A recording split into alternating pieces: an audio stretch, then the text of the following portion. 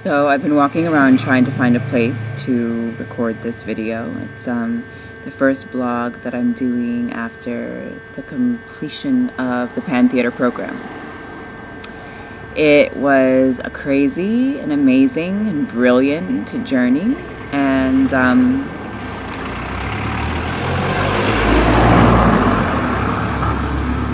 of course I picked the busiest intersection to do my video. So I really want to talk about object and subject. I think I'm going to do one blog per kind of important topic that we covered in the 6-week program, and talk about how it relates to me and how it has changed my art and my perception of art. So the first thing that comes to mind is just subjects and object. So as far as subject goes, I was working one day and Enrique, he kind of just stopped me and he said, "Sojourner, you can't just stay in your subjective world, and you have to, I'm not going to be nice about this with you anymore. You have to know what's going on. You have to collect your resources. You have to know where you are. You have to listen to the music and place yourself. Otherwise, don't say a word." And that's super, super important. And it came up again and again. And it also was reflected in the voice work that I did, because I don't know if you could hear it, or all of you voice people out there.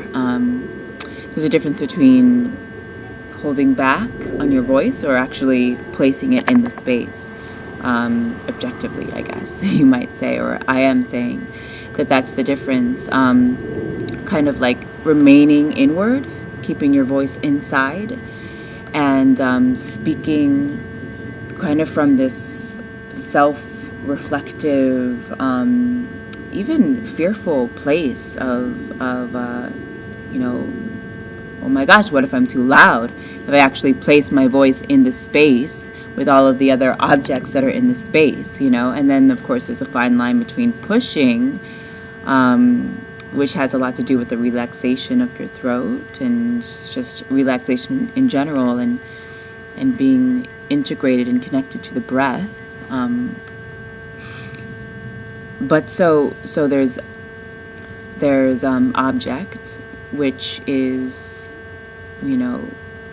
a type of presence, and it is placing your attention on the musicality of the world, like the bird and the cars and my voice and all of the different sounds, the wind that's going on, and actually not making myself any more important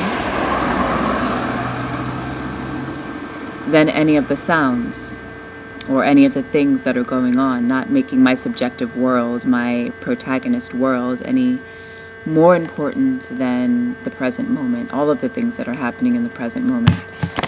Kind of losing light here, but I'll keep going. So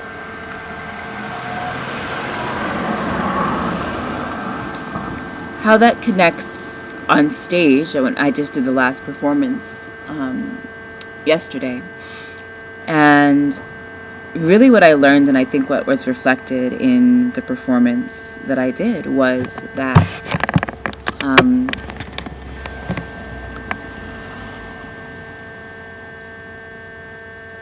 the more you place your attention on what's actually happening in the space, the more you actually have a choice, and the smarter you can be as an artist, and as a human being too, but to be on stage and to hear the music and to be aware of your placement physically in the space, and to decide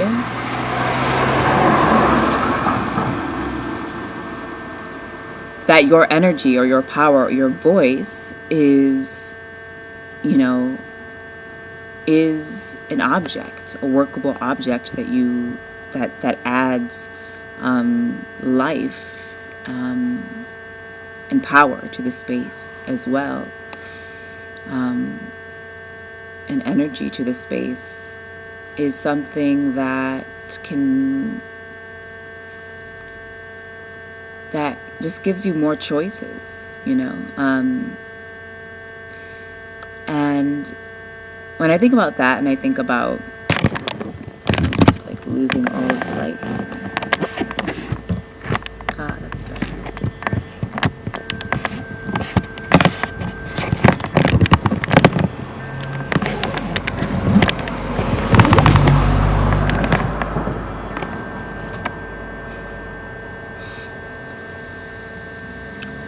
My life, it's like there's like maybe somebody right behind this door gonna come out and be like, "What are you doing, American?"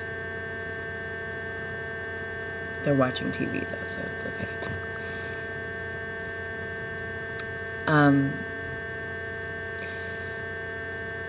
So there's certain people in my life right now who I feel like I have kind of just been super careless with my subjective experience, and I think that's very important to realize and understand.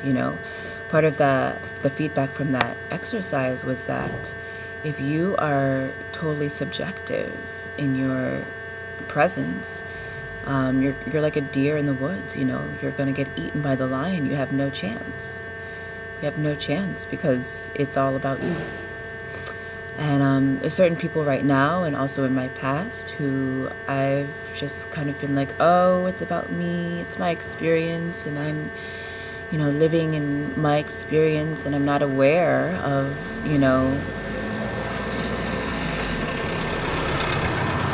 the different elements really, really happening.